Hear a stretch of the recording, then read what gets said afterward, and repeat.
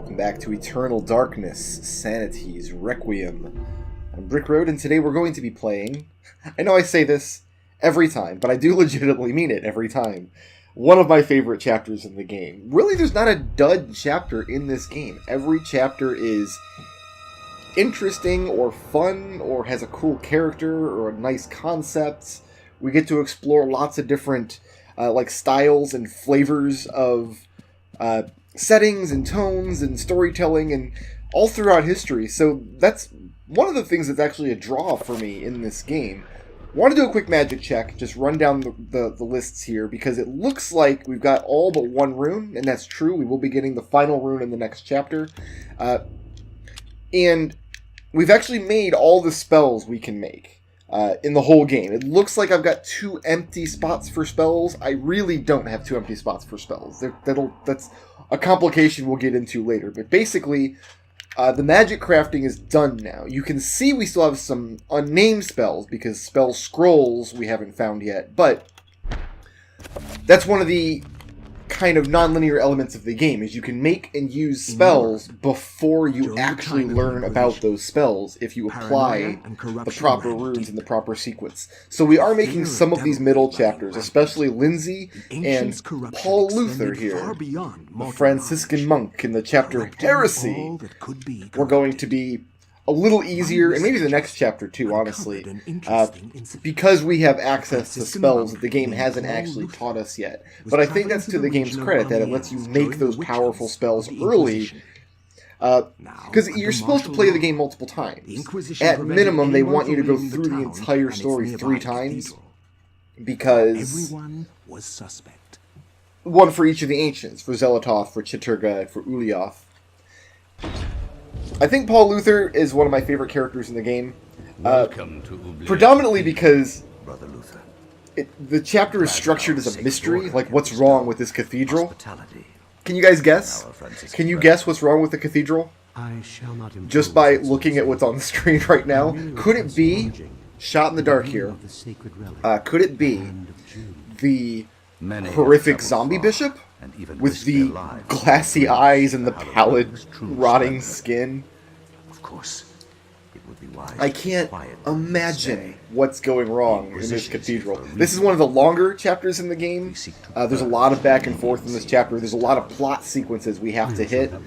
And it ties very well into the other 2 chapters that take place in the Oubliette Cathedral. We were here with Anthony, if you recall. This is where Scarlemagne was turned into a bone thief, and Anthony met his poor doom. It's also where we first picked up our circle of power and first started to create spells. Faith and purity are our guides. And that's going to be a big mechanical element in this chapter as well, is creating new kinds of spells. So here's Luther. Luther starts with just a meditation rod, and all this does is refills your sanity, so we will not be using that at all. Unfortunately, I can't use it. I have in my notes, like, hey, just try to use it up and see if you can just get rid of it. But you can't. You can't get rid of the meditation rod. Luther, he's pretty slow. He's got this kind of just loping gait, which is too bad because there is a lot of just running around in very large rooms of this chapter. And we'll start by, just like Anthony, For the love of God! Murder most foul! Help! Come quickly! So, I remember playing this game when it was new, and one of the things I liked about this chapter, A murder most foul. it didn't like catch me off guard with, oh, there's a murder, there's a mystery afoot. Even though I had not yet come to appreciate the campy elements of this game, I took it way more seriously. This chapter was still like, come on. It's a little tongue-in-cheek, because last time we were in Oubliette Cathedral, we discovered a murder, and then we had to seek out the source of the murder, and we discovered that the people in charge of the cathedral were actually evil and in the employ of the ancients. And then Paul Luther discovers a murder, and over the course of the chapter we're going to learn, etc., etc., etc. But this chapter is much more long and drawn out. There's way more locations. There's actually interaction with a non-player character, which is not something Eternal Darkness does very often. However, the chapter has a fatal flaw that we'll discuss when we get to the end. So, the bishop thinks we've done the murder, and so Luther obviously is a man of God, a man of faith, a man of moral fortitude. So the first thing we're going to do is steal this emerald. Yeah, we're going to just take this. Pop that out of the painting. That's the first of 2 horrific crimes Luther will commit in this chapter. Sentence on me? Totally unprovoked. Just lock me up, fine. I'm going to steal your priceless emerald. Danger. This cathedral used to be a place of peace. Now many strange things happen here. So this custodian kind of explains everything that's wrong with the cathedral. Like, he knows what's going on, but he hasn't put all the pieces together yet. Like, he just can't get there after witnessing the strange things and the murder and this brother Andrew who's attempted to... He can't plug all the little Legos together. And I remember being 20 years old playing this game and being like, okay, I put the Legos together. Why can't this guy do it? I have seen Brother Andrew make numerous entries. So, Luther's going to have to play detective because the custodian does not have the cojones to do it himself. He's either a coward or a simpleton or something, but for some reason the custodian cannot get this job done. This has to stop. Then be it on your own head, Luther. Find Brother Andrew's journals if you can. Okay, so we now have our goal for the chapter. Find Brother Andrew's journals. Brother Andrew's already done all the legwork and figured everything out, so Luther just has to find out what Brother Andrew knew. The dead guy was Brother Andrew, by the way, in case you hadn't been reading the subtitles here. I know I've been talking over all the voice acting. It's my preference, honestly, to always have subtitles on screen. I actually dislike playing games without the subtitles. I dislike watching movies without the subtitles because I don't like to miss a single line of dialogue. It's one of the reasons I prefer watching movies at home rather than, like, in a movie theater. Well, here goes Luther through the Hall of Eternal Darkness, and there's nobody new because Lindsay does not get inducted into the Hall. Lindsay gets away scot-free. So let's go ahead and take our book. Yes, take the Tome of Eternal Darkness. And so, Luther can now cast Magic Bolt. So now we've got infinite sprint, and we can just start moving around. And start our investigation. The first thing we need is a weapon, because Luther does not start with a weapon. He's the first character that doesn't have any weapons. Even Elia has a short sword in the beginning. But there's lots to do in this cathedral, and eventually the whole place will be completely infested with monsters. You would think the monsters themselves would be enough for the custodian to, like, reach out to the Pope or someone and be like, hey, can you send somebody to fix this cathedral? So now we have a weapon. We do have a crossbow now. We're going to go ahead and take these, Oh, that's a candle. I thought those were crossbow bolts. Oh, the rat carries robes and cloaks for ceremonial use.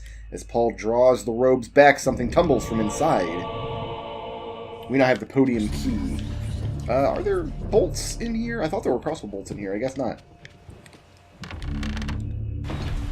Well, let's go find a podium to unlock.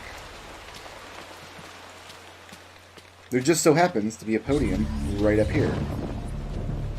Luther tires pretty quickly, so before I figured out that Magic Pool gave you infinite sprint, this chapter used to take me a lot longer, as I had to stop to catch my breath every couple rooms.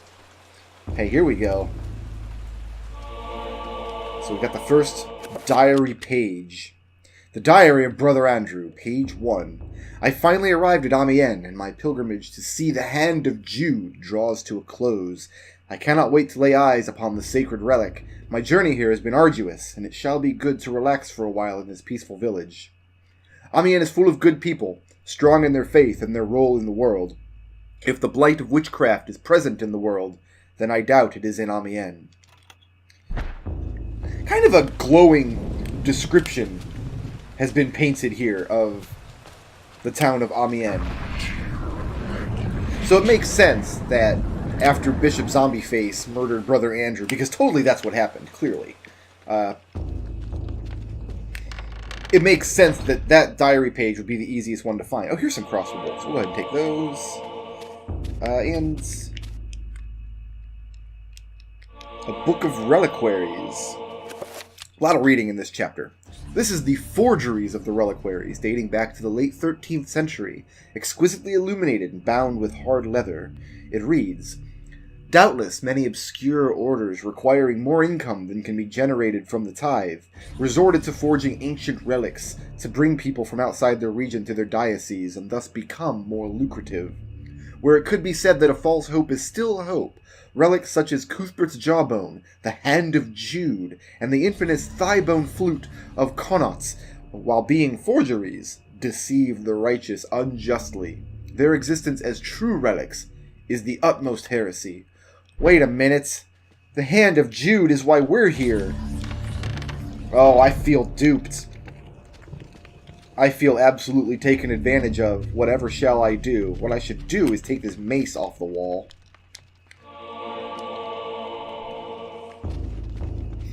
And head on into the wine cellar. Oh, here's some more crossbow bolts. I'm glad they just leave bolts laying out for me. Oh, I hear a trapper.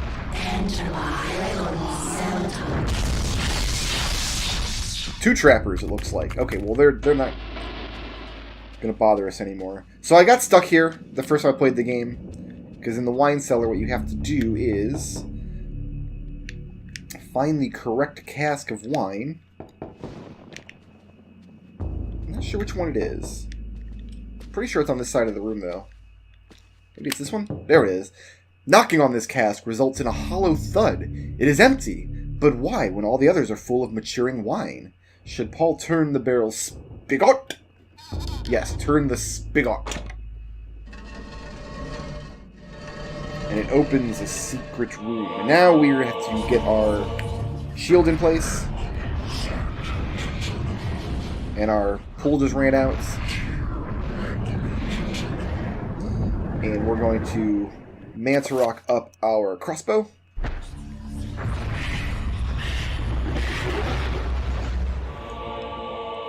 And now Paul's going to have to get his hands dirty.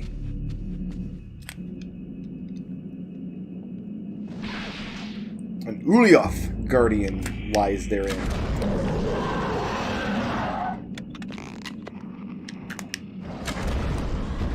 And a bit like Maximilian, Luther has a single-shot weapon. So we're just going to have to kite him around a little bit. He's taking damage over time while I'm cutting him around, which is nice. We can kind of use this center, what is this, like a coffin, to our advantage. Just keeping it between them. That way Luther gets off scot-free. But he doesn't have as much health as some other characters, so it can be very dangerous if this starts to go south. You know what? Let's grab the mace here and club him and club him. Oh, we got too late. Oh well. We found a sapphire, at any rate. But yeah, Luther, you see his health bar is very small, so any amount of damage you can prevent with Luther. The pedestal has 3 small indentions adorning its top, arranged in a circular formation. Each socket appears to be waiting for something. And now we start the backtracking of this chapter, because the custodian's like, hey man, we gotta talk about this. You and me, we're gonna Batman this together. Oh, my pool ran out already. We're gonna Batman this, we're gonna figure it out. But we can't talk here in this small room. Hundreds of years before microphone technology is invented. You need to meet me in the bell tower, in the single most loudest, conspicuous place in the entire cathedral. That's where me and you are going to talk about this, Luther. That's where we're going to put our heads together and figure this out. So now I think you have to discover, I think the trigger for this scene actually is you've got to discover the first journal page and the Book of Reliquaries, which Brother Andrew was studying, and he read the book and he's like, oh, the hand of Jude is a forgery. That's interesting.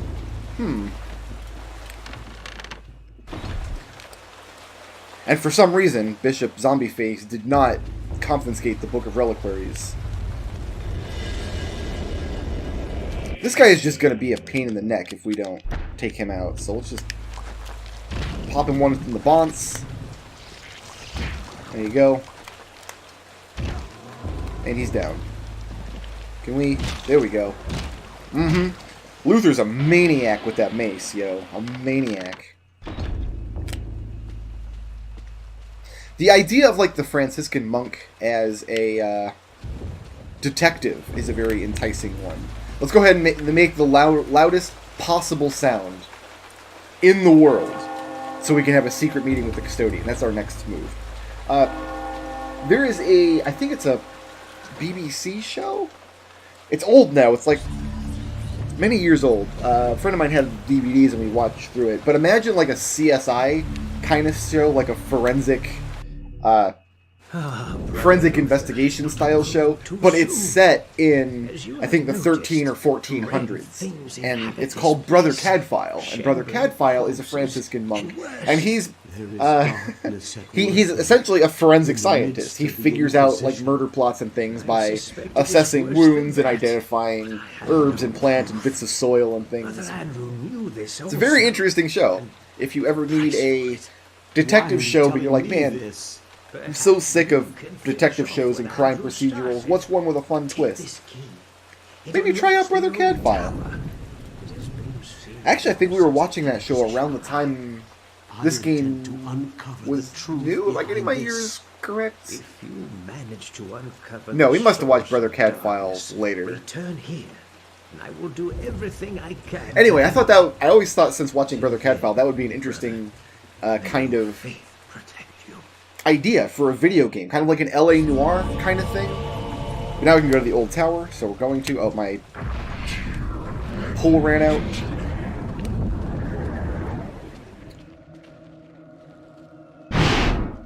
Shoutouts to TC Paget for sponsoring this video, and to everybody who makes my channel possible by supporting me on Patreon.